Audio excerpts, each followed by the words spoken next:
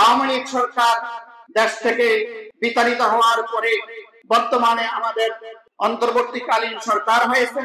এই অন্তর্বর্তীকালীন সরকার এসে তিনি অনেকগুলি সংস্কার কমিশন করেছেন। আমরা ন্যায়সঙ্গত যে কোনো সংস্কারের পক্ষে, কোন সংস্কারেরই আমরা বিপক্ষে নয়। এই সংস্কার করার জন্য বর্তমান সরকার 12টি সংস্কার কমিশন করেছেন। তার মধ্যে একটি ছিল নারী সংস্কার কমিশন। এই নারী সংস্কার কমিশন 19 নভেম্বর 2024 গঠন হয়েছে। 318 পৃষ্ঠার একটি সংস্কার রিপোর্ট এই 19 এপ্রিল 2025 আমাদের মাননীয় প্রধান উপদেষ্টা ডক্টর মোহাম্মদ ইউনূস সাহেবের কাছে জমা দিয়েছে। আমরা ন্যায়সঙ্গত যে কোনো সংস্কারের পক্ষে। আপনারা কি বিপক্ষে? ন্যায়সঙ্গত যে কোনো সংস্কারের পক্ষে। আর আমিও ন্যায়সঙ্গত যে কোনো সংস্কারের পক্ষে, বিপক্ষে না। এবং আমি এই মসজিদে দীর্ঘদিন ধরে খুতবা দিচ্ছি। আমি আওয়ামী লীগ বিরোধী, বিএনপি বিরোধী, জামাত বিরোধী বা বর্তমানে অন্তর্বর্তীকালীন সরকার বিরোধী নয়। আমি হলাম সমস্ত শয়তানি কার্যকলাপের বিরোধী। আপনারা কি শয়তানি কার্যকলাপের পক্ষে? বলেন পক্ষে? পক্ষে। তো সংস্কারের পক্ষে, কিন্তু সংস্কারের নামে ইসলামিক কৃষ্টি কালচার সভ্যতা, সংস্কারের নামে এই জমিনের বেহায়াপনা সৃষ্টি করা, এটা এদেশের কোন মুসলমান মেনে নেয়নি অতীতে, বর্তমানে মেনে নেওয়ার কোন সম্ভাবনা নেই। এই জন্য সুস্পষ্ট ভাষায় বলছি, কেউ মনে করবেন না আমি এই সরকার বিরোধী।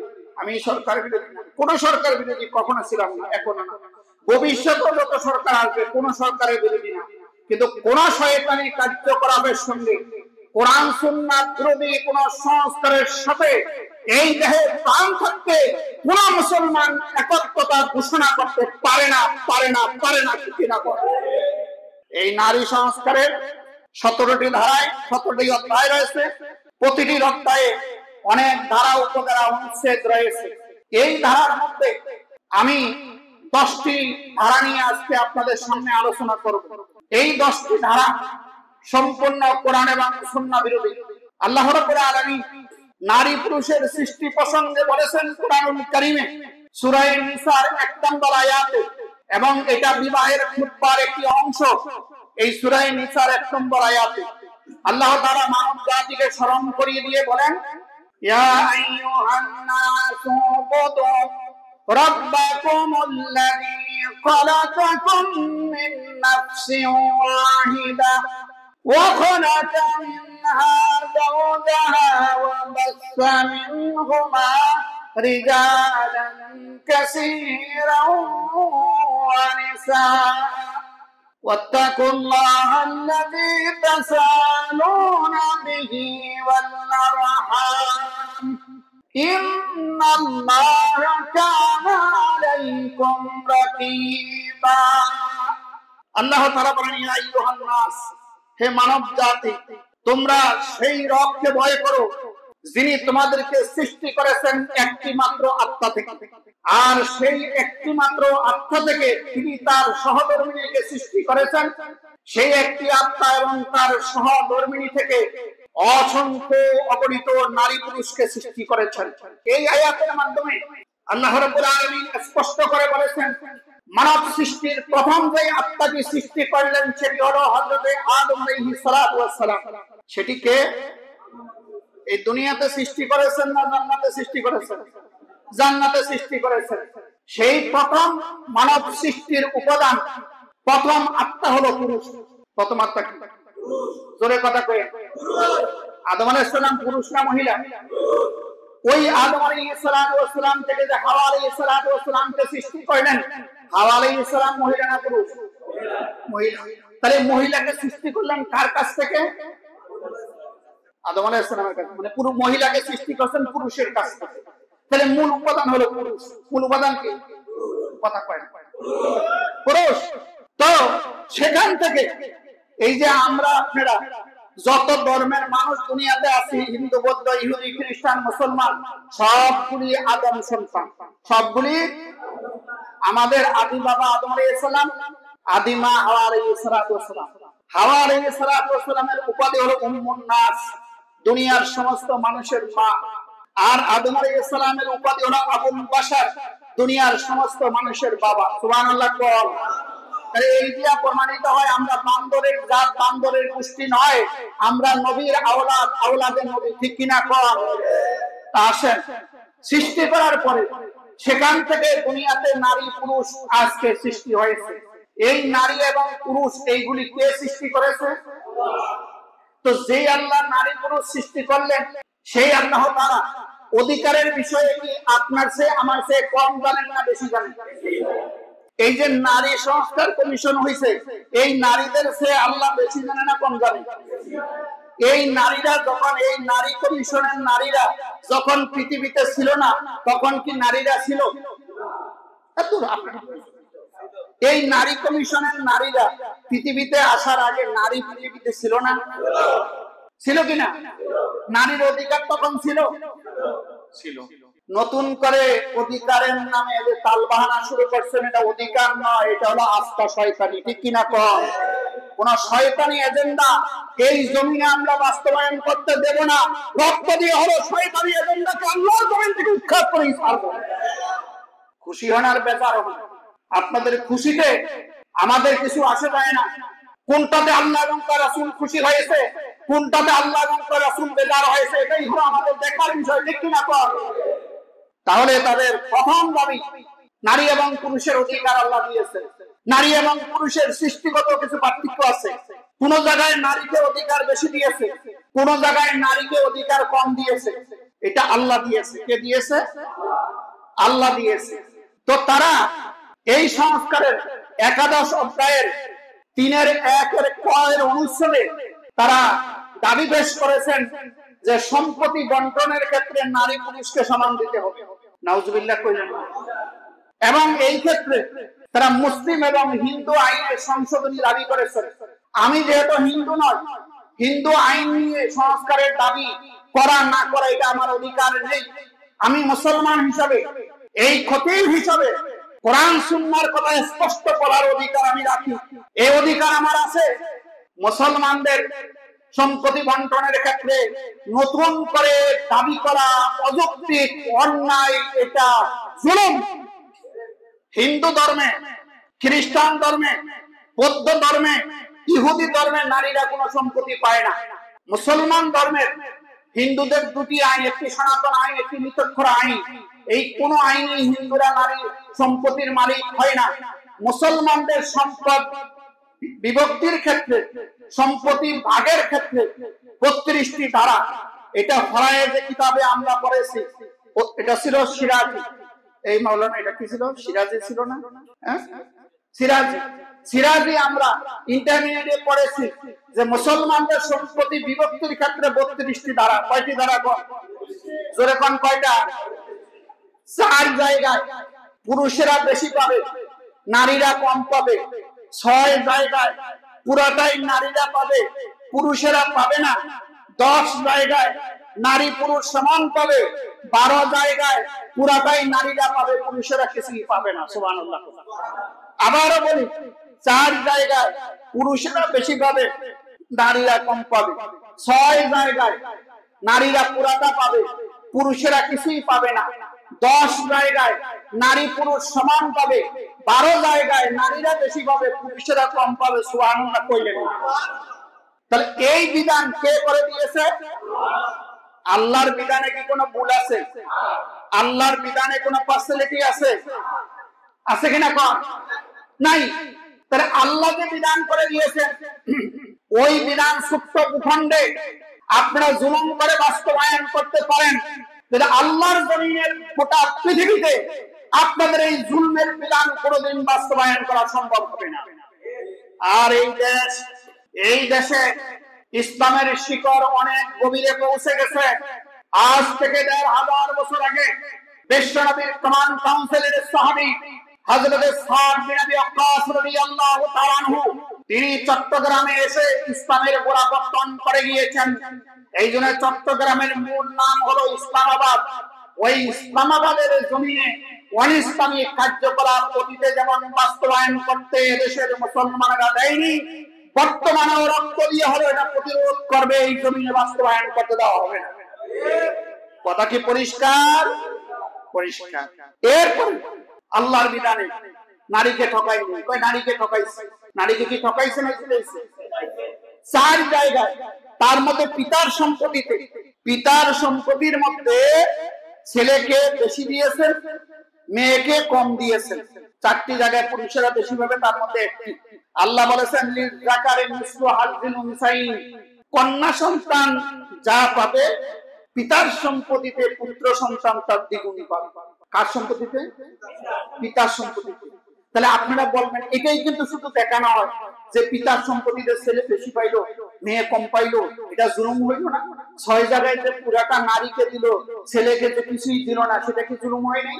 না, আল্লাহর কোন বিধানে জুলুম না, আল্লাহর বিধানে ইনসাফ। পিতার সম্পত্তিতে মেয়েকে কেন অর্ধেক দেওয়া হলো? প্রথম কথা হলো পুত্র সন্তানকে বেশি দেওয়ার কারণ হলো এই যে ভাই যে 2% পেল, বোন যে 1% পেল, এই বোনের বাবার অবর্তমানে অভিভাবক হলো ভাই। কে অভিভাবক? বাপ না থাকলে বোনকে পড়াশোনা করা, বিবাহ শাদী দেওয়া, ভরণ পোষণ দেওয়া, এটা ভাইয়ের অধিকার। সুবহানাল্লাহ। তাহলে বোনের অভিভাবক কে? ভাই। এমনকি বোন যদি তালাক প্রাপ্ত হয়, বোন যদি শ্বশুর বাড়ি থেকে বিতাড়িত হয়, তার ভরণ পোষণের দায়িত্ব ভাই, যদি তার বড় সন্তান না থাকে। সুবহানাল্লাহ। তাহলে 1% বেশি পাইল। তো বোনকে যখন বিয়ে দিল তখন কি টাকা পয়সা খরচ হয়েছে? হয়েছে কিনা? তাহলে ভাই যে 1% বেশি নিত, এখানে বোনের খরচ করছে। এরপরে এই বোনকে যখন বিয়ে দিল, বোন যখন স্বামীর সংসারে গেল, স্বামীর সমস্ত সম্পত্তির মালিকের 4 ভাগের 1 ভাগ কবুল বলার সঙ্গে সঙ্গে বোন মালিক হয়ে গেছে। সুবহানাল্লাহ। 1 নম্বরে বোন তার কাছ থেকে মহারানা নিল, তার স্বামীর কাছ থেকে। আবার স্বামীর সমস্ত সম্পত্তি 4 ভাগের 1 ভাগ সন্তান হওয়ার আগে সে মালিক হয়ে গেল। সুবহানাল্লাহ। তাহলে বোনের সম্পত্তি কমলো, বোনের সম্পদ বাড়লো, ভাইয়ের সম্পদ কমলো। আবার ভাই যখন বিয়ে করলো, ভাইয়ের ঘরে বউ আসছে না, আরেকজন নারী আসছে না, তো ভাই তো এই সম্পদ থেকে তাকে মহারণা দিয়ে আবার বিয়ে করবে। আবার ভাইয়ের যে স্ত্রী যিনি এই ঘরে আছে, কবুল বলার সঙ্গে সঙ্গে ভাইয়ের সম্পত্তি 4 ভাগের 1 ভাগ মালিক হয়ে গেল। তাহলে এখন কি নারীকে ইসলাম ঠকাইছে না নারীকে ইসলাম জিতাইছে? সুখে থাকতে ভূতে কিলা, একটা কথা আছে না, যে আল্লাহ মানুষকে সৃষ্টি করলেন, সে আল্লাহর বিধান ভালো লাগে না, শয়তানের বিধান আওলাদ করে করে আপনি এই জন্য কায়েম করতে চান। আর কত শয়তানি করবেন? বয়স তো অনেক হয়েছে, শয়তানি ছেড়ে দেওয়া দরকার। এবং যেখানে আল্লাহর বিধান যেভাবে আছে সেভাবে মেনে নেওয়ার মধ্যেই কল্যাণ, সেভাবে মেনে নেওয়ার মধ্যেই কল্যাণ। ঠিক কিনা? তাহলে বোঝা গেল এই দাবিটা কোরআন এবং সুন্নাহর সম্পূর্ণ বিরোধী। নাম্বার 2, তাদের যে দাবি ছিল, 3য় অধ্যায়ের 2-3 খ অনুচ্ছেদে বলেছেন যে তারা বাল্য বিবাহ এবং বহু বিবাহ, একের অধিক বিবাহ আইন করে রোধ করে দিতে হবে। বেশ ভালো কথা, বাল্য বিবাহ আপনি রোধ করে দেন, ভালো। কিন্তু বিয়ের আগে এই যে ক্লাস 5-6 এর ছেলে মেয়েদের, 9-10 এর ছেলে মেয়েরা যা করে, বাল্য বিবাহের দোহাই দিলে বাল্য বিবাহের করে পুলিশ ধরে নিয়ে যায়, কিন্তু বাল্য হওয়ার আগে যে ব্যভিচারের সয়লাভ করে, ওইটা তো কোনো অন্যায়। ওটা কি অন্যায়? ওটা কি অন্যায়? অন্যায়। আপনি বহু বাল্য বিবাহ রোধ করে দেন, বরং দরকার ছিল বাল্য ব্যভিচার রোধ করে দেওয়া। ঠিক কিনা? ব্যভিচার রোধ করে দেওয়া, ফাহিশা রোধ করে দেওয়া, অশ্লীলতা রোধ করে দেওয়া, দেহপনা রোধ করে দেওয়া। এরপরে বহু বিবাহ রোধ করা, একের অধিক বিবাহ আইন করে নিষিদ্ধ করতে হবে। ইসলাম একজন পুরুষকে একসঙ্গে 4টি বিবাহ করার অধিকার দিয়েছে। কেন দিয়েছে? ইসলামের প্রত্যেকটি বিধান যৌক্তিক, মানবতার জন্য কল্যাণকর, সমাজের জন্য কল্যাণকর, রাষ্ট্রের জন্য কল্যাণকর, জাতির জন্য কল্যাণকর। আচ্ছা, আপনাদেরকে জিজ্ঞাসা করি, পৃথিবীতে নারীর সংখ্যা বেশি না পুরুষের সংখ্যা বেশি? সবাই কথা বলেন, নারীর সংখ্যা বেশি। তো একজন পুরুষ যদি একটা বিবাহই করে, এই যে অধিক নারী পৃথিবীর মধ্যে আছে, তাদের তো বিয়ে করার অধিকার নাই। কেমনে আছে? আপনি একটা বিয়ে করবেন, ওটা তার বিয়ে করতে পারবেন না। রাষ্ট্রীয় আইনে নিষেধ, তাহলে ওই নারীগুলি কোথায় যাবে? তারা ব্যভিচারে লিপ্ত হবে, অন্যায় কাজে লিপ্ত হবে, পুরুষদেরকে অভিশাপ দিবে কিনা? পৃথিবীর বহু দুর্ঘটনায় পুরুষের সংখ্যা বেশি মারা যায়, যুদ্ধক্ষেত্রে পুরুষের সংখ্যা বেশি মারা যায়, দুর্ঘটনায় পুরুষের সংখ্যা বেশি মারা যায়। এই জন্য ইসলাম বলেছে নারীরও এই পৃথিবীতে অধিকার নিয়ে, স্বামীর অধিকার নিয়ে, সন্তানের অধিকার নিয়ে, পরিবার পরিজনের অধিকার নিয়ে বেঁচে থাকার অধিকার তাদের আছে। আছে কিনা? নাকি আপনি বলতে চান ওই যে 2000 সালে এদেশে একটা সিনেমা হয়েছিল নারীরও মানুষ, এই সিনেমার আগে তো আর নারীরা মানুষ ছিল না, ঠিক কিনা? নারীরও মানুষ, এই পাগল ছাগল গুলি এত বছর পরে বুঝতে পারছে নারীরা মানুষ, এর আগে মনে হয় নারীরা অন্য কিছু ছিল। তো নারীর পৃথিবীতে বেঁচে থাকার অধিকার আছে। এরপরে তারা যাতে সমাজের অন্যায় অশ্লীল বেহায়াপনার কাজে জড়িত না হয়ে পড়ে, সমাজের অধিকার বঞ্চিত না থাকে, এই জন্য পুরুষকে নির্দেশ দেওয়া হয়েছে যদি তারা ইনসাফ করতে পারে এবং ন্যায় বিচার করতে পারে, তার সামর্থ্য থাকে, তাহলে একের অধিক বিবাহ করার অধিকার পুরুষকে আল্লাহ তাআলা দিয়েছে। এই বিধানটা কি মানুষের জন্য কল্যাণকর না অকল্যাণকর? সমাজের জন্য কল্যাণকর না অকল্যাণকর? অকল্যাণকর। আল্লাহর বিধান আপনি আইন করে বন্ধ করার দাবি করেন, এর অর্থ হলো বাংলাদেশে থেকে যদি বাংলাদেশের স্বাধীনতা সার্বভৌমত্বের বিরুদ্ধে কেউ প্রকাশ্যে কথা বলে, সে যেমন দেশদ্রোহী, আল্লাহর জমিনে বসবাস করে, আল্লাহর নিয়ামত ভোগ করে, আল্লাহর বিধানের বিরুদ্ধে দাবি করা হলো আল্লাহ দ্রোহী। ঠিক কিনা কন? এটা কি দ্রোহী? দেশদ্রোহীর চাইতে আল্লাহ দ্রোহী বড় বড় অপরাধী। ঠিক কিনা কন? তাহলে এই দাবি কি যৌক্তিক না অযৌক্তিক? অযৌক্তিক। সুতরাং বিনয়ের সঙ্গে বলি সরকারকে যে এই যে আপনারা এনজিও বান্ধব সরকার, এগুলি আমরা বুঝি, আমরা এই দেশেই বড় হয়েছি, তো এনজিওর পক্ষে আপনারা থাকেন, কিন্তু এমন কোন দাবি যাতে আপনাদের কাছে এই আপনাদের মাধ্যমে পাস করিয়ে নিতে পারে, পাস করাতে চায়, এটা ইসলাম বিরোধী, এটা দেশের মুসলমান মেনে নেবে। সুতরাং বহু বিবাহ রোধ করার অধিকার আপনার নেই। আল্লাহর কোরআনের কারিমে বলেছেন ফানকিহু মা তাবা লাকুম মিনান নিসাই মাসনা সুলাসা ওয়া রুবা। তোমরা যদি প্রয়োজন হয় তোমাদের পছন্দ মতো নারীদেরকে বিবাহ করো, 2 জন 3 জন অথবা সর্বোচ্চ 4 জনকে বিবাহ করো। বিবাহ করে সমাজের শান্তি শৃঙ্খলা ঠিক রাখো, যাতে সমাজের নারীরও অধিকার থেকে বঞ্চিত না হয়। এরপরে রাসূলুল্লাহ সাল্লাল্লাহু আলাইহি ওয়াসাল্লাম যুবকদেরকে নির্দেশ দিয়েছেন, বুখারী এবং মুসলিমের হাদিস, বুখারী শরীফের 5066 নম্বর, মুসলিম শরীফের 1400 নম্বর হাদিসে আল্লাহর হাবিব বলেছেন, আব্দুল্লাহ ইবনে মাসউদ রাদিয়াল্লাহু তাআলা থেকে বর্ণিত, আল্লাহ রাসূল বলেছেন, ইয়া মাশারাস শাবাব, হে যুবক সম্প্রদায়, মান ইসতাতা মিনকুমুল বাআতা ফালিউজাওয়াজা, যাদের সামর্থ্য আছে তোমরা বিবাহ করো, তোমরা বিবাহ করো। ফাইন্নাহু আগাদ্দু লিল বাসার, বিবাহ মানুষের দৃষ্টিকে সংযত রাখে, ওয়া আহসানুল ফুরুজ, আর মানুষের লজ্জা স্থানকে হেফাজত করে। কিন্তু আজকে দুর্ভাগ্য, আমরা বিবাহ করি প্রতিষ্ঠিত হওয়া পর্যন্ত। ছেলের প্রতিষ্ঠিত হইতে হইতে 40 বছর হয়ে গেছে, সে প্রতিষ্ঠা হইতে পারেনি, কেমনে হবে? নারী নিজকে এস্টাবলিশ করার জন্য অপেক্ষা করতে করতে 30 বছর হয়েছে, এরপরে আর তার নারীত্ব হারিয়ে গেছে। 35 বছর পরে যদি বাচ্চা জন্ম দেয়, সে বিকলাঙ্গ বাচ্চা জন্ম দেওয়ার সম্ভাবনা থাকে। আর 30 বছরের ছেলেরা অবিবাহিত থাকে না, সে আর বিবাহ বন্ধনে আবদ্ধ হইতে পারে না, সে এস্টাবলিশ হইতে হইতে নারীগুলি তার নারীত্ব হারিয়ে ফেলেছে, নারী সুলভ স্বভাব হারিয়ে ফেলেছে, যার কারণে প্রতি সংসারে আজ অশান্তি দাবানল দাউ দাউ করে চলছে। ঠিক কিনা কন? আর এস্টাবলিশ হয়েন না, বিয়ে করেন, বয়স হলে বিয়ে করেন, আল্লাহ আপনার ওই সংসারে বরকত দিয়ে দিবেন। সুবহানাল্লাহ কইলেন। ভাগ্য এটা কে নির্ধারণ করে দিয়েছে? কোন সরকারের কাছে গেছে? তো আপনার ভাগ্য আর আপনার স্ত্রীর ভাগ্য যদি একসাথে হয়, তাহলে সিঙ্গেল হবে না ডবল হবে? বরকত সিঙ্গেল হবে না ডবল হবে? আজ পর্যন্ত যে সমস্ত ছেলেরা 40-50 বছর হয়ে গেছে, 20 মার্কা বলদ বিয়ে করেন, এইগুলি সমাজে একটা এস্টাবলিশড হয়েছে, এটা আমার জানা না। বিয়ে করার পরে অসহায় দুস্থ মানুষও সমাজে এস্টাবলিশড হয়ে গেছে, হাজারো মসজিদ তার আছে, ঠিক কিনা?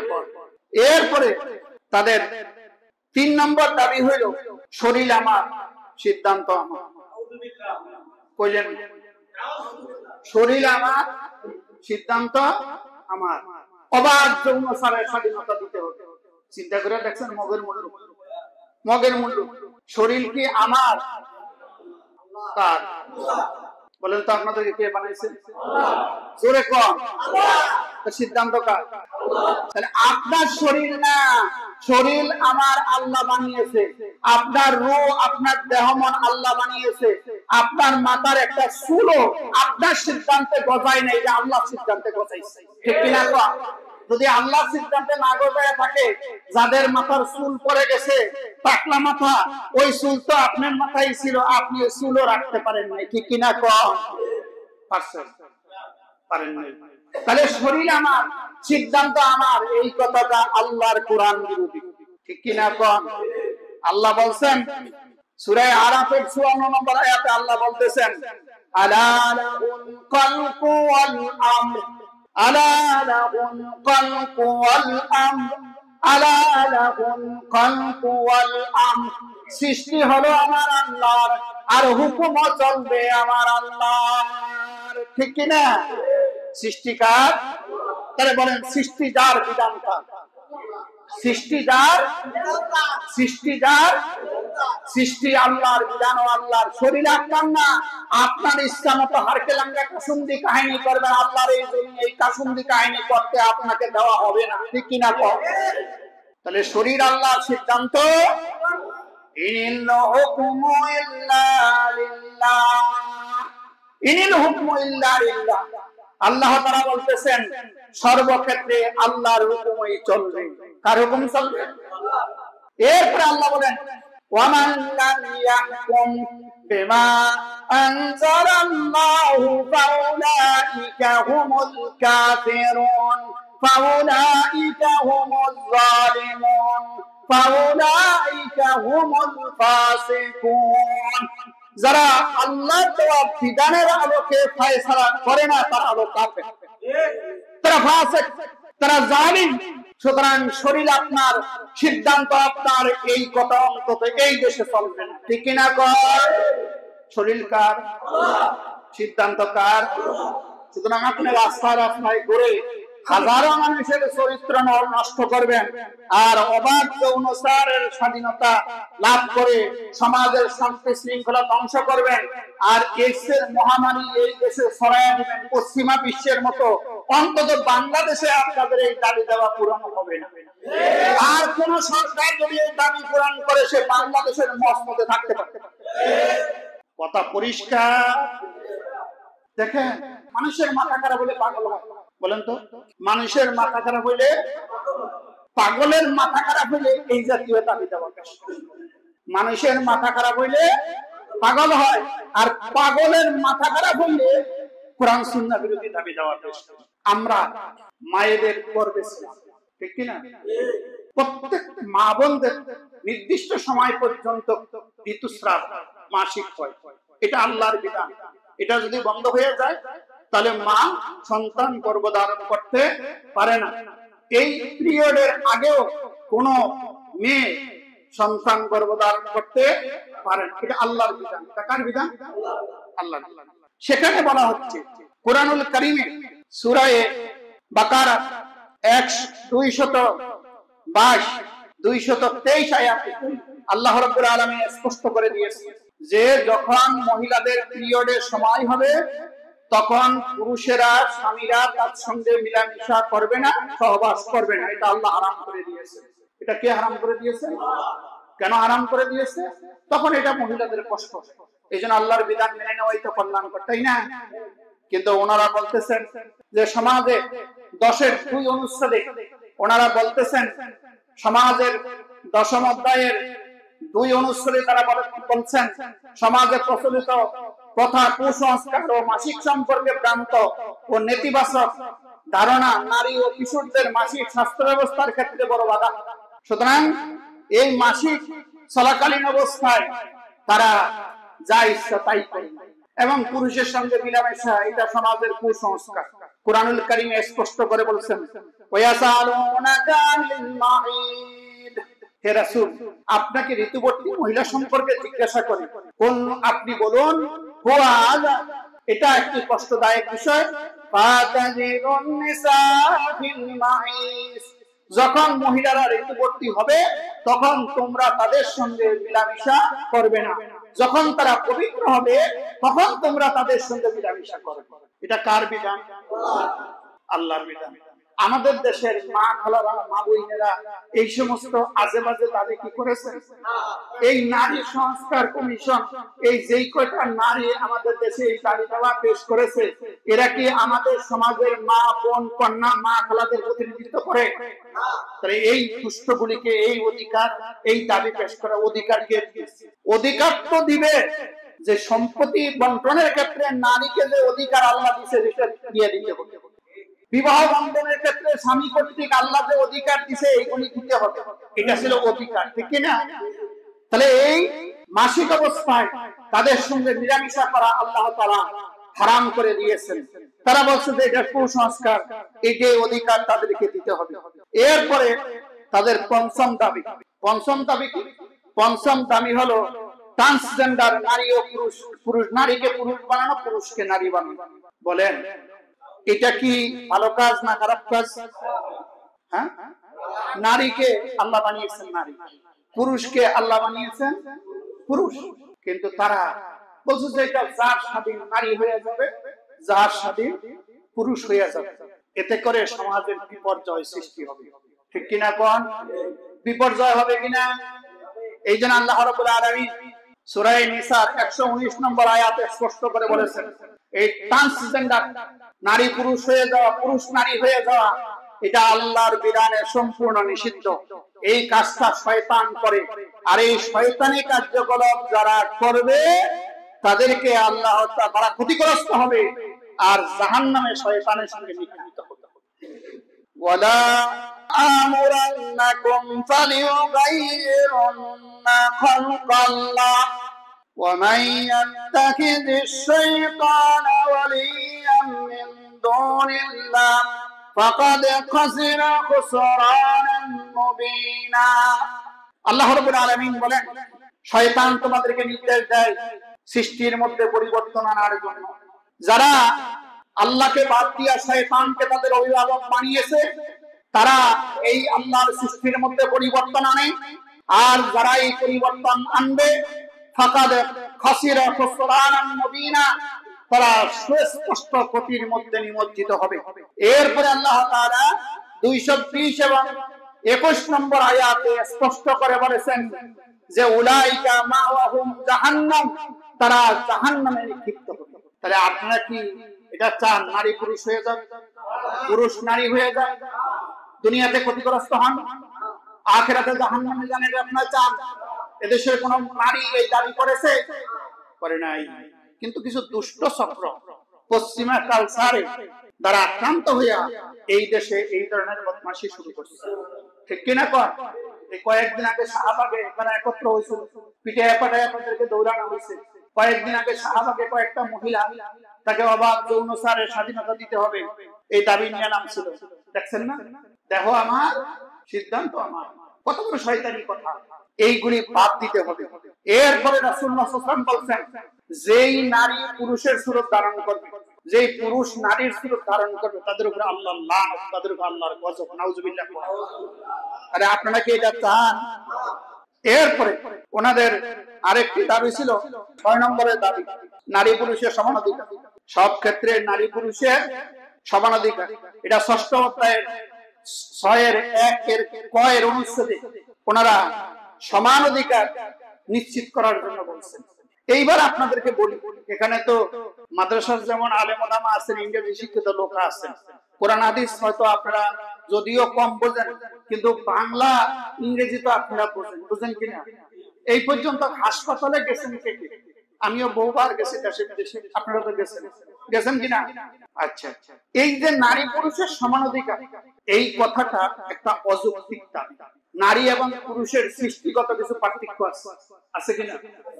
একটু আগেই বলছি প্রত্যেক মা বোনের ঋতুস্রাব হয়, মাসিক হয়। পুরুষের কি মাসিক হয়? হ্যাঁ। এরপরে দেখেন, আমরা যারা পুরুষ আছি, আমাদের সন্তান আছে, বা আমরা যখন সন্তান ছিলাম, যারা পুরুষদের স্তন হয় না, মহিলাদের স্তন হয়, যেটা আমরা পান করে বড় হয়েছি, ঠিক কিনা? কোন সৃষ্টিগত পার্থক্য আছে কিনা? নাম্বার 2, পুরুষের হাত হলো 300 গ্রাম। মেডিকেল সায়েন্সের কথা বলছি, এটা আপনারা ভালো বুঝবেন। পুরুষের হাত হলো, নারীর হাত হলো 200 গ্রাম। এই যে 100 গ্রাম ছোট, কে বানাইছে? আল্লাহ বানাইছে। সুবহানাল্লাহ। এরপরে দেখেন, পুরুষের শরীরে হিমোগ্লোবিনের র‍্যাঙ্ক, আপনারা মেডিকেলে গেলে দেখবেন, যখন আপনারা ল্যাবরেটরিতে পরীক্ষা করান, ল্যাবে পরীক্ষা করান, দেখবেন পুরুষের হিমোগ্লোবিনের র‍্যাঙ্ক হলো 13 থেকে 18, নারীর হলো 11 থেকে 16। তাহলে হিমোগ্লোবিনের ক্ষেত্রেও তাদের মধ্যে ডিফারেন্স আছে কিনা? পুরুষের সৃষ্টিগত শুক্রকীট এক্স এবং ওয়াই, দুইটা শুক্রকীট পুরুষের মধ্যে আছে, নারীর মধ্যে আছে মাত্র একটা শুক্রকীট। এই জন্য তাম পৃথিবীর সমস্ত নারী একত্র হয়ে একটা সন্তান জন্ম দিতে পারবে না। সুবহানাল্লাহ। এটা বুঝছেন কিনা? বুঝেন না? কারণ এক্স, এই শুক্রকীট দিয়ে কোনো সন্তান হবে না। এক্স এর সঙ্গে এক্স মিলতে হবে, এক্স এ হবে নারী, মেয়ে, এক্স ওয়াই মিলিত হবে পুত্র সন্তান। সুবহানাল্লাহ। তাহলে সমস্ত নারীরা একত্র হয়ে একটা সন্তান জন্ম দিতে পারবে না পুরুষ ছাড়া। শুধু এটা না, পৃথিবীর কোন প্রাণী, পশু পাখি, হাঁস মুরগি, বৃক্ষরাজি, তরু লতা, গাছ গাছালি, ফল ফলাদি, কোনটাই পুরুষ ছাড়া কোন ফল গাছে ধরবে না। এই জন্য আল্লাহর কোরআনের কথা হলো খালাকনাকুম আজওয়াজা, প্রত্যেকটা জিনিসকে আমি জোড়ায় জোড়ায় বানিয়েছি। সুবহানাল্লাহ কইলেন না? কিসে কিসে বানাইছে? কে বানাইছে? সুবহানাল্লাহ কইলেন না? মুরগ মুরগি আছে কিনা? ছাগলের গরুর মধ্যে পার্থক্য আছে কিনা? ছাগলের মধ্যে, হাঁসের মধ্যে, পিঁপড়ার মধ্যে। সুবহানাল্লাহ কইলেন। তাহলে আবার দেখবেন, পুরুষের দাড়ি মোছ হয়, নারীর দাড়ি মোছ হয় না, হয় কিনা? সিংহর কেশর আছে, সিংহীর কেশর নেই। মোরগের জুটি আছে, মুরগির জুটি নেই, ঠিক কিনা? বুঝেন নাই? তাহলে নারী পুরুষ সৃষ্টিগতই আল্লাহ পার্থক্য করেছেন। কোন জায়গায় নারীকে অধিকার বেশি দিয়েছেন, কোন জায়গায় পুরুষকে অধিকার বেশি দিয়েছেন। একজন নারী 20 জন সন্তানের গর্ভধারণ করতে পারবে, পৃথিবীর কোন পুরুষ একজন সন্তান গর্ভধারণ করতে পারবে কিনা? আপনারা কি কে গর্ভধারণ করেছেন? বাংলাদেশে কোন পুরুষ গর্ভধারণ করেছে? আরে ওই যে আফ্রিকার একটা মহিলা 40 বছর বয়সে 45টা সন্তান জন্ম দিয়েছে। সুবহানাল্লাহ কইলেন। কয় বছর বয়সে কয়টা সন্তান? 45টা। আল্লাহর এমন এক কুদরত, ওই নারী একসঙ্গে সর্বনিম্ন যে সন্তান জন্ম দিয়েছে সেটা হলো 3টা, 4টা, 5টা একসঙ্গে তিনি সন্তান গর্ভধারণ করেন। এটা আপনারা দেখেছেন দুনিয়ার রেকর্ড। কিন্তু সমস্ত পুরুষেরা একটা সন্তান গর্ভধারণ করতে এই ব্যবস্থাপনায় আল্লাহ রাখেন। তাহলে নারী পুরুষের সমান অধিকার নয়, বরং নারীকে আল্লাহ যে অধিকার দিয়েছে সেই অধিকারে সে থাকবে, পুরুষকে আল্লাহ যে অধিকার দিয়েছেন সেই অধিকারে সে থাকবে, ঠিক কিনা? কোন এই জন্য আল্লাহ কোরআনে বলছেন, আর-রিজালু কাওয়ামুনা আলান নিসা বিমা ফাদ্দালাল্লাহু বা'দুহুম আলা বা'দ। সূরা নিসার 34 নম্বর আয়াতে আল্লাহ বলেন, পুরুষেরা হলো নারীদের অভিভাবক, পুরুষেরা হলো নারীদের তত্ত্বাবধায়ক, পুরুষেরা হলো নারীদের পরিচালক। আল্লাহ তাআলা একজনকে অন্যের উপরে প্রাধান্য দিয়েছে। ঠিক জান্নাতের অবস্থাটা দেখেন, আদম এবং হাওয়া আলাইহিস সালামকে আল্লাহ সৃষ্টি করে জান্নাতে রাখলেন, রেখে আল্লাহ নির্দেশ দিলেন কি, ইয়া আদম উসকুন আনতা ওয়া যাওয়াজুকাল জান্নাতা ওয়া কুলা মিনহা রাগাদান হাইসু শি'তুমা ওয়া লা তাকরাবা হাযিহিশ শাজারা ফাতাকুনা মিনাল যালিমিন। ও আদম, তুমি এবং তোমার স্ত্রী জান্নাতে বসবাস করো। কাকে বললেন? আদমকে বললেন, হে আদম, তুমি এবং তোমার স্ত্রী জান্নাতে বসবাস করো, যা ইচ্ছা তা খাইতে থাকো, কিন্তু ওই গাছের নিকট যায় না, জালেম হয়ে যায়। এখানে গিয়ে আল্লাহ বলছেন, ও হাওয়া, তুমি আর তোমার স্বামী জান্নাতে বসবাস করো, যা ইচ্ছে তা খাইতে থাকো। হাওয়াকে বলছে না আদমকে বলছে? মসজিদের শুরুতে যারা আসছেন, শুরুর আলোচনাটা আপনাদের মনে আছে কিনা, যে আল্লাহ তাআলা একটা আত্মা থেকে দুনিয়ার মানুষকে সৃষ্টি করেন, সে আত্মা হলো আদম আলাইহিস সালাতু ওয়াস সালাম। তাহলে পুরুষরা হলো নারীর পরিচালক। সুবহানাল্লাহ। আবার এই ক্ষেত্রে আরেকটা কথা বলি, নারীকে মুহররম হিসাবে ঘর থেকে বের হইতে নিষেধ করা হয়েছে। কেন নিষেধ করা হয়েছে? আপনারা যারা মসজিদে আসছেন, আপনাদের কি কোনো বডিগার্ড ছিল কিনা? কিন্তু যারা রাষ্ট্রের ভিআইপি সিআইপি পাচ্ছেন, তাদের বডিগার্ড আছে? আরে আছে, আপনারা কোন আছে? এমনকি আমাদের এই ঢাকা মহানগর বা কোন জায়গার পুলিশ কমিশনার, যিনি এই জনগণ এই শহরের মানুষের জানমালের নিরাপত্তা দিবে, তার বডিগার্ডও 10 জন পুলিশ থাকে। কথা কি বুঝাইতে পারছি? একদিন একজন কমিশনারের সাথে আমার দেখা হয়েছে এক জায়গায়, ওনার সাথে আমার পরিচয়, জিজ্ঞাসা করলাম কি খবর স্যার? কয় ভালোই আছি। কেমনে ভালো আছেন? আপনি এই শহরের মানুষের নিরাপত্তা দিবেন, পুলিশ কমিশনার, আপনার নিরাপত্তার জন্য 10 জন পুলিশ। কারে আপনি যেখানে যান সেখানে একটা পেছনে নিয়ে কথা বলেন। আমি বললাম না, জিজ্ঞাসা করলাম আপনি যে মানুষের নিরাপত্তা দিবেন, আপনার বডিগার্ডের জন্য 10 জন পুলিশ ঘটনা কি? তো পুলিশেরও আছে, উনি আর আমাকে এই হুজুর আপনি যেখানে যান সেখানে ঝামেলা করেন। তো ওনার বডিগার্ড কেন? সম্মানী মানুষের বডিগার্ড লাগে, ঠিক না? কোন নারীরা অনেক দাম, নারীরা অনেক, ওই যে টাকশাল, যেখানে টাকা বানায়, আপনি কি টাকশালের ভিতরে ঢুকতে পারছেন কোনোদিন? কথা কয় না, গেছেন? জান নাই? কারণ ওখানে টাকা পয়দা হয়, আর এটা হলো মানবশাল। ওই টাকশালের চাইতে আমাদের কন্যা সন্তানগুলি অনেক বেশি দামি। এই জন্য তারা যেখানে যাবে, পুরুষ মুহররম তার বডিগার্ড হিসেবে, তার নিরাপত্তার দায়িত্ব তার সঙ্গে যাবে। সুবহানাল্লাহ কইলেন। তাহলে কি নারীর দাম কমলো না বাড়লো? আচ্ছা, আরেকটা কথা বলছি, এই যে তাদের হিজাব পড়তে হয়, বোরকা পড়তে হয়, এটা কি তাদের সম্মান বেড়েছে না কমেছে? আপনারা ধরেন, কথার কথা বলছি, আপনারা সবাই যদি কাপড় চোপড় খুইলা জন্মদিনের ড্রেস পরে মসজিদে আসতেন, তাহলে তো দেখতে অনেক সুন্দর লাগতো। কথা কয় না? আপনারা কি কথা বোঝেন না? সবাই যদি জন্মদিনের ড্রেস পরে মসজিদে আসতেন, সুন্দর লাগতো না খারাপ লাগতো? তাহলে বোঝা গেল যে পোশাক পরে আসছেন, পোশাক আপনার সৌন্দর্যের বিকশিত করেছে, ঠিক কিনা বলেন? পোশাক আপনার আভিজাত্যকে ফুটিয়ে তুলেছে, ঠিক কিনা? কন তার নারীকে কেন পর্দায় রাখতে হয়? দামি জিনিসটা হেফাজতে থাকে, দা বটি এগুলি পরে থাকে, স্বর্ণ অলংকার ওই আলমারির ভিতরে যে সিন্ধুক আছে ওইটার ভিতরে ভরে রাখে, ঠিক কিনা? কন নারীরা বড় দামি, যেখানে ওলি আউলিয়া নবী রাসূল পয়দা হবে, এই জন্য তাদের নিরাপত্তা লাগবে, তাদেরকে হেফাজতে রাখতে হবে, যাতে কোনো শয়তান তাদের দিকে কুদৃষ্টিতে তাকাতে না পারে, তাদের নিরাপত্তা বিঘ্নিত করতে না পারে, তাদের সতীত্বকে হরণ করতে না পারে, ঠিক কিনা? তাহলে বোঝা গেল এই সমান অধিকার আল্লাহ নিজেই দেয় নাই। কোন ক্ষেত্রে নারীকে অধিকার বেশি দিয়েছে, কোন ক্ষেত্রে পুরুষকে অধিকার বেশি দিয়েছে। সন্তানের অধিকারের ক্ষেত্রে নারীর মায়ের অধিকার 3 গুণ, বাপের অধিকারে 1 গুণ। সুবহানাল্লাহ। তাহলে মার কয় গুণ? বাপের 4 গুণ। তাহলে 2 ভাগ করলে বাপের 2, মায়ের 2। তা আল্লাহ বলতেছে আমি দিছি মারে 3 গুণ, তুই সন্ত্রাসী কোন জায়গা থেকে আইছো কমিশনের নামে তার অধিকার ছিনিয়ে নিয়ে আরেকজনের দেওয়া? এই অধিকার তোমাকে কে দিয়েছে? আচ্ছা, আজ পর্যন্ত কি শুনছেন এই যে নারীরা, মায়েরা যে গর্ভধারণ করে, পুরা 10 মাস গর্ভে সন্তান রাখে, যদি আপনি সমান অধিকার করেন তাহলে 5 মাস পুরুষের পেটে, 5 মাস নারীর পেটে। এটা কি সম্ভব? কথা কন না কেন? সম্ভব। আচ্ছা, মা প্রসব বেদনায় কাতরাইতেছে হাসপাতালে, আর বাপে বৈশা বৈশা মোছে সিগারেট টানতেছে। তো যদি আপনি সমান অধিকার করেন, ব্যথা অর্ধেক বাপেরে দেন আর প্রসব বেদনার অর্ধেক মারে দেন, এটা কি আপনি পারবেন? আজ পর্যন্ত শুনছেন কোন পুরুষ এই সন্তানকে দুধ পান করাইছে? করাইছে? কে করাইছে? মা করাইছে, নারী করাইছে। সুতরাং এই সমস্ত গাঁজাখুরি দাবি থেকে দূরে আসা দরকার। আল্লাহ যেখানে যেই অধিকার দিবেন, আলা লাহুল খালকু ওয়াল আমর ইনিল হুকমু ইল্লা লিল্লাহ, সৃষ্টি আল্লাহর, বিধান আল্লাহ। আল্লাহ যেখানে যা বিধান দিয়েছে এটাই সঠিক। মানব রচিত সমস্ত বিধান, তন্ত্র মন্ত্র সবগুলি ব্যাঠিক ব্যাঠিক ব্যাঠিক।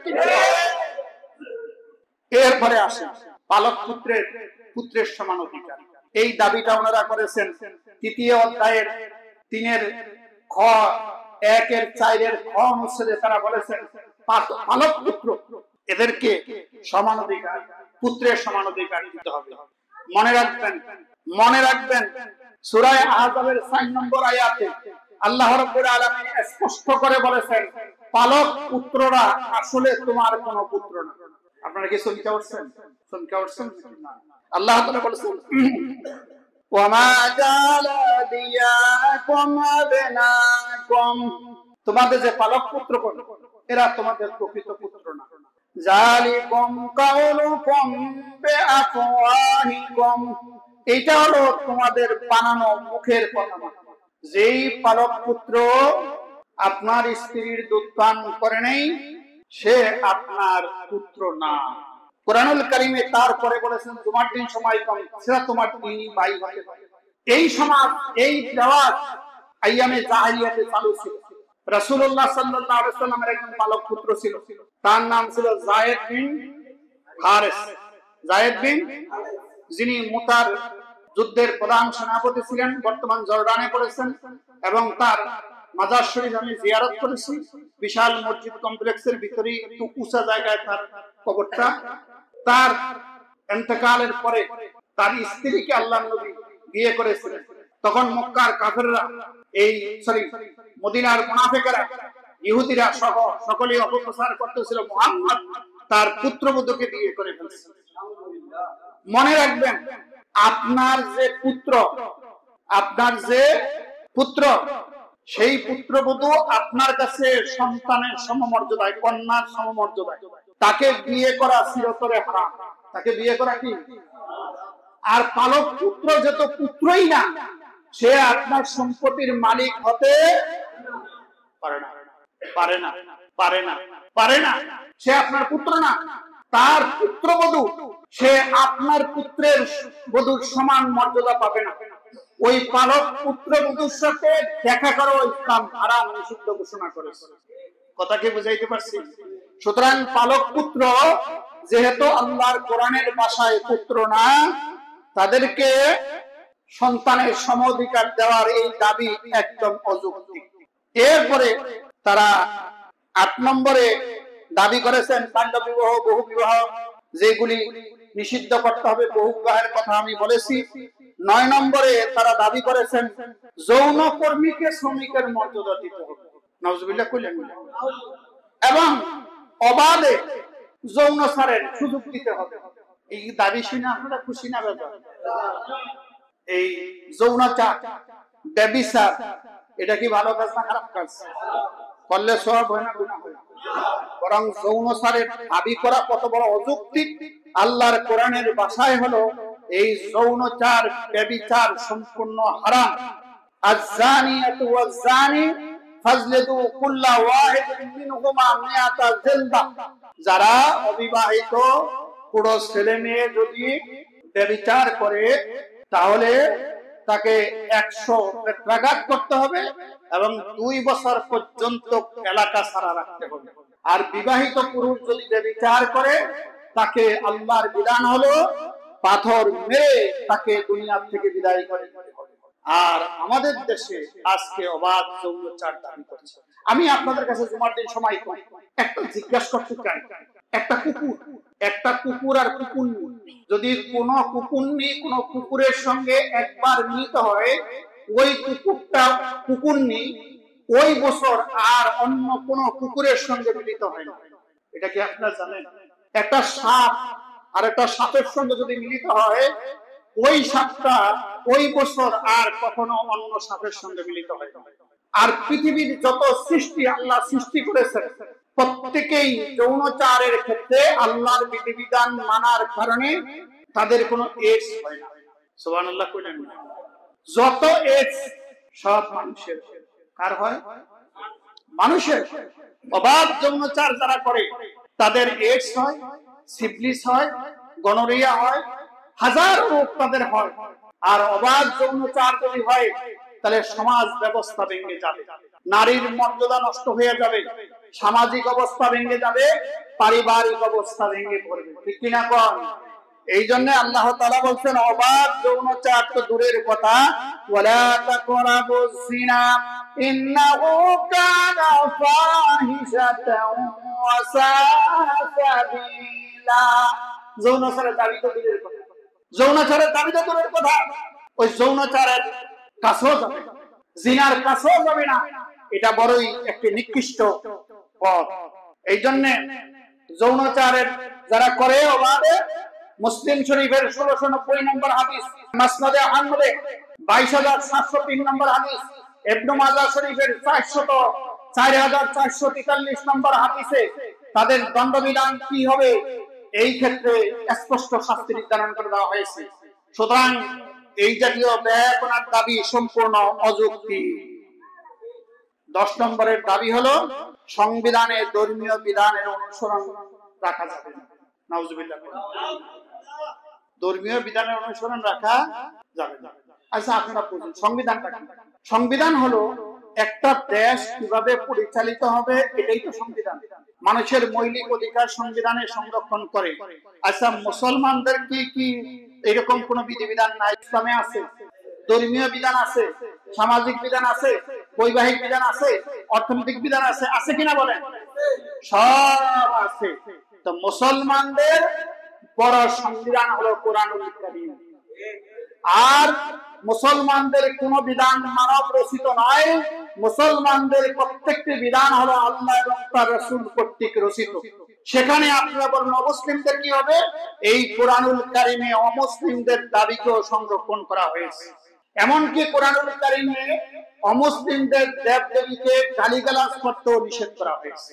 সুবহানাল্লাহ কইলেন না?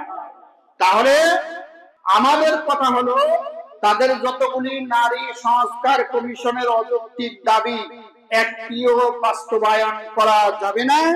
আর সংবিধান আল্লাহর বিধান দিয়েই বানাতে হবে। ঠিক কিনা কোন? জমিন তার, বিধান তার, জমিন তার, বিধান তার, দেহ তার, বিধান তার। ঠিক কিনা কোন? তাহলে এই জমিন যেহেতু আল্লাহর, সংবিধানে আল্লাহর বিধানের পূর্ণাঙ্গ বিধান, আল্লাহর কোরআনের পূর্ণাঙ্গ বিধান থাকতে হবে। ঠিক কিনা কোন?